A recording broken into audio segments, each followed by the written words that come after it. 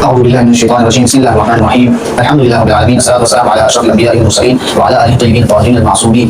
الحمد لله الذي جعلنا من المتمسكين بآية أمير المؤمنين علي بن أبي طالب. السلام عليك يا سيدة فاطمة الزهراء، السلام عليك يا بنت محمد رسول الله، السلام عليك يا سيدة نساء العالمين. قال الله تبارك وتعالى في كلامه المجيد والفرقان الحميد وقوله الحق وأصدق القائلين. بسم الله الرحمن الرحيم. في بيوت أذن الله أن ترفع ويذكر فيها اسمه يسبح له فيها بالغدو والآصال. صدق الله العلي العظيم. سامعین محترم، مومنین اکرام، مومنات، میرے واجب القدر بہن بھائی،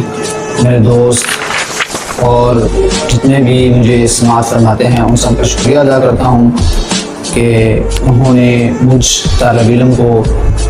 سماعت فرمایا، اور اس سے بڑا کہ خداوند متعال کا، اہل بیت کا اور امام زمانہ کا شکریہ ادا کرتے ہیں کہ جنہوں نے ہمیں اس قابل بنایا، جنہوں نے ہمیں اپنے دین کے لیے چنا، جنہوں نے ہمیں پاک و پاکیزہ کیا اور اہل بیت علیہ السلام کی تعلیم حاصل کرنے کی اور اس کو تبلیغ کرنے کی توفیق عطا فرمائی۔ عزیزان محترم، یہ ایام فاطمیہ چل رہے ہیں اور اس میں تمام مومنین کے دل رنجیدہ ہیں، کیونکہ یہ ایام ہی ایسے ہیں۔ شیعوں پر تو واجب ہے ان ایام کا منانا، شیعوں پر تو واجب ہے، لیکن میں ادھر یہ کہتا ہوں کہ پاک سیدہ بی بی فاطمہ الزہرا سلام اللہ علیہا یہ صرف شیعوں کی نہیں ہے، شیعہ ہی نہیں مانتے، یہ رسول اللہ کی بیٹی ہے۔ جو رسول اللہ کو اپنا آقا مانتا ہے، رسول مانتا ہے، نبی مانتا ہے، اسے چاہیے کہ نبی پاک صلی اللہ علیہ وسلم کی لخت جگر کا غم منایا جائے، اسے چاہیے کہ نبی پاک کی یہ جو بیٹی پر مصائب آئے ہیں ان کو سنا جائے، پڑھا جائے، ان ظلموں کو بتایا جائے۔ شیعوں پر تو یہ واجب ہے، لیکن کم سے کم ان مسلمانوں کو بھی تو کرنا چاہیے نا، جو رسول اللہ کے ساتھ عشق کا دعویٰ کرتے ہیں، جو رسول اللہ کے اہل بیت کو مانتے ہیں اور کہتے ہیں کہ ہم اہل بیت کو مانتے ہیں، وہ کہاں ہیں؟ وہ آج نظر ہی نہیں آتے۔ تو عزیزان محترم، اسی کے ذیل میں مجھ حقیر کو خداوند متعال نے یہ توفیق عطا فرمائی۔ پاک سیدہ سلام اللہ علیہا میری یہ ڈیوٹی قبول کرے، میری یہ نوکری قبول فرمائے، اور دعا ہے کہ مجھ سے راضی ہو اور آپ تمام سے بھی راضی ہو۔ پاک سیدہ سلام اللہ علیہا آپ تمام کے لیے بہت بہت جو ہے شفاعت کا ذریعہ بنے، اور امید ہے انشاءاللہ کہ ہمیں کل قیامت والے دن پاک سیدہ کی شفاعت نصیب ہوگی۔ عزیزان محترم، میں ایک آیت آپ کے سامنے تلاوت فرمائی ہے، اس میں خداوند متعال ارشاد فرما رہا ہے کہ ہدایت پانے والے ایسے گھروں میں ہیں جن کی تعظیم خدا نے واجب قرار دی ہے، جن کی تعظیم، جن کی عزت، جن کی رفعت، یعنی کہ خدا کچھ ایسے گھر ہیں کہ جن کا مقام و مرتبہ یہ بتا رہا ہے۔ اور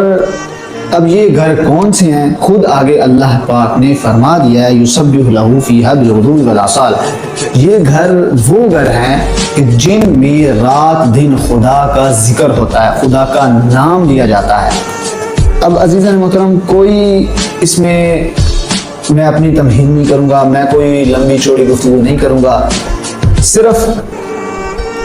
آپ صلی اللہ علیہ وآلہ وسلم کا فرمان اقدس حدیث مبارکہ آپ کے سامنے پیش کروں گا کہ جب خدا نے فرما دیا ہے کہ کچھ ایسے گھر ہیں جن کی تعظیم تم پر واجب ہے، جن کی عزت تم پر واجب ہے، جن کا قدر کرنا، جن کا احترام کرنا تم پر واجب ہے، وہ گھر کون سے ہے؟ اب ہمیں پتہ تو چلنا چاہیے نا کہ خدا نے حکم دیا ہے، تو ہمارے لیے حکم دیا، مسلمانوں کے لیے، مومنین کے لیے حکم دیا ہے نا۔ اب ہم نے پتہ کرنا ہے کہ وہ گھر کون سے ہیں۔ تو اسی کے ذیل میں، یعنی کہ یہ جو آیت شریفہ ہے، اسی کے ذیل میں تفسیر میں احادیث آئی ہے کہ حضرت انس رضی اللہ تعالیٰ عنہ اور بریدہ رضی اللہ تعالیٰ عنہ سے روایت ہے کیا کہ رسول اللہ صلی اللہ علیہ وآلہ وسلم نے فرمایا فی بیوتن اذن اللہ ان ترفع، جب اس آیت کی تلاوت فرمائی اصحاب کے مجمع میں مسجد نبوی میں، تو ایک صاحب کھڑے ہوئے، انہوں نے پوچھا کہ یا رسول اللہ یہ گھر کون سے ہیں کہ جن گھروں کی تعظیم کا، جن گھروں کی عزت کا اللہ پاک نے اپنے قرآن میں حکم دیا ہے، اور جن گھروں میں اللہ پاک کی تسبیح بیان ہوتی ہے، یہ گھر کون سے ہیں؟ تو آپ صلی اللہ علیہ وسلم نے کہا قال فی بیوت الانبیاء، یہ انبیاء کے گھر ہیں جن میں اللہ پاک کا ذکر ہوتا ہے اور جن کی اللہ پاک نے تعظیم کرنے کا حکم دیا ہے، یہ انبیاء کے گھر ہیں۔ اچھا، یہاں پر بات کلیئر نہیں ہوئی، یہاں پر بات رکی نہیں، بلکہ اس کے بعد خود یہ جو حدیث ہے نا، یہ تفسیر منصور میں اور شواہد التنزیل میں، تفسیر سالبی میں، کشف البیان میں، روح المعانی میں، اور اسی طرح بہت ساری کتب میں یہ حدیث وارد ہوئی ہے، یہ حدیث نقل ہوئی ہے، اور یہ حدیث صحیح ہے، یہ حدیث متن کے لحاظ سے، سند کے لحاظ سے بالکل صحیح ہے۔ یہ جو میں نے آپ کے سامنے حوالے پیش کیے ہیں، یہ اہل سنت کے کتابوں کے حوالے ہیں، اس میں بات ختم نہیں ہوئی۔ اس کے بعد جناب ابوبکر پہلے خلیفہ وہ اٹھے، انہوں نے کہا کہ یا رسول اللہ کیا یہ گھر ھذا اشارۃ فی بیوت علی و فاطمہ، یعنی کہ انہوں نے اشارہ کیا علی اور فاطمہ کے گھر کی طرف، کہا کہ یا رسول اللہ یہ گھر بھی انہی گھروں میں ہیں؟ تو رسول اللہ صلی اللہ علیہ وسلم نے آگے کیا کہا؟ کہا کہ قال نعم من افضلها، صرف یہ نہیں کہا کہ ہاں ان میں سے، نہیں کہا قال نعم، ہاں ان میں سے ہے، لیکن من افضلها، ان گھروں میں سب سے افضل ترین گھر یہ گھر ہے جو کہ علی و فاطمہ کا گھر ہے۔ اب عزیزان محترم، دیکھنا ہم نے یہ ہے کہ اللہ پاک نے اپنے اس قرآن مجید میں لا ریب کتاب میں اس گھر کی تعظیم کا حکم دیا ہے، اس گھر کا مرتبہ، مقام و مرتبہ بتا دیا ہے، اس